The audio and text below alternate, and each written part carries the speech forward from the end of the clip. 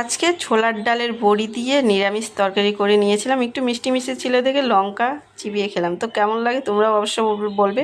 তো এই যে হ্যালো এভরিওয়ান, দেখো ছেলে উঠে কাঁদছিল, তো ওকে একটু খাবার দিয়ে দিলাম, আর বাবা দেখছিল ওকে। আর এদিকে বড় ছেলেকে সকাল সকাল রেডি করে স্কুলে, তো ওর স্কুলটা সকালে থাকলে আমারও সকালে উঠা হয়। আর যদি স্কুল না থাকে তাহলে এই যে আমারও আলসি, ঘুমিয়ে থাকি, না তো মোবাইল দেখি।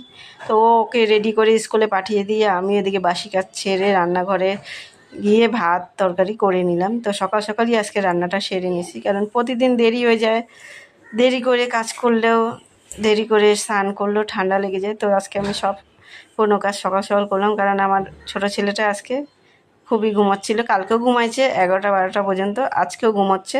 তার জন্য এই যে দেখো ওকে দুধ খাইয়ে দিয়ে এসে আমি রান্নাঘরে রান্না করে যে রান্নাঘরটরগুলো পরিষ্কার করছিলাম।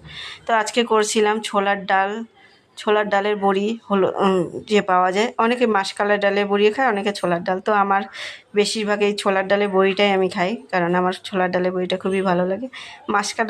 মাসকলাই ডালের বড়িটা একটু শক্ত শক্ত হয়, তার জন্য আমার খুব একটা ভালো লাগে না, আর টক টক লাগে। তো আমি মাসকলাই ডালের বড়িটা খাই না, আমি ছোলার ডালটা খাই। তো তোমরা কোন ডালের বড়িটা ভালোবাসো অবশ্যই কমেন্টে জানাবে।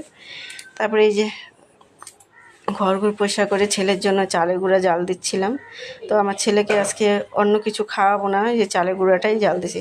তো ছোটো বাচ্চা 1 বছর পূরণ হয়ে গেলে তাদেরকে চালের গুঁড়া খাওয়ানোই উচিত, কারণ এই সাবু খেলে অনেকের ঠান্ডা লেগে যায়, আর সুজি খেলেও অনেকের গ্যাস হয়ে যায়, তার জন্য এই চালের গুঁড়াটাই বেস্ট।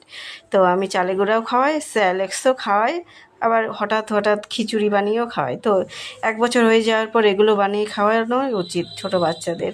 তো যাদের বাড়ি ছোটো বাচ্চা আছে তারা এই চালের গুঁড়াটা খাওয়াতে পারো, পাতলা করে একটু হালকা মিষ্টি দিবা, কেউ তাল মিশিয়ে দেয়, তাল মিশিয়ে দিবা, আর হচ্ছে একটু লবণ দিয়ে পাতলা করে জাল দিয়ে যখন খাওয়াবে তখন 1 চামচ দুধের সাথে মিশিয়ে খাওয়াতে পারো। তারপরে এই যে দেখো সবজি এলা ছিল, সবজি নিয়ে তো এদিকে সবজিগুলো গুছিয়ে রাখলাম। তো সবজি ছিল না, তো আমার বাড়িতেই চলে আসে সবজি এলা, আসে প্রতিদিনই, প্রতিদিন তো আর নিই না, 2-3 দিন পর পর আমি সবজি নিই, বাড়ির খরচা নিই। তো 2-3 দিন পর পর সবজি নিই। এদিকে এই যে দেখো ভাত খেতে বসে পড়ছি আমি, আমার ছেলে আর ঠাকুমা। তো ঠাকুমা তো ডিম ভাজা খায় না, ঠাকুমাকে ডিম ভাজা দিইনি। আর আমরা এই দেখো ডালে বড়ি দিয়ে নিরামিষ তরকারি, আর নিরামিষ তরকারিটা মিষ্টি মিষ্টি হয়েছে দেখে সাথে একটা কাঁচা লঙ্কা নিয়ে খেলাম। তো আমি যখনই নিরামিষ বা কোনো ঘন্ট হয় তখন একটা কাঁচা লঙ্কা খাই, ভালোই লাগে। তো তোমরা কি খাও অবশ্যই বলবে কমেন্টে। এই দেখো ছোলার ডালের বড়িটা কত সুন্দর নরম হয়ে গেছে। তো ছোলার ডালের বড়ি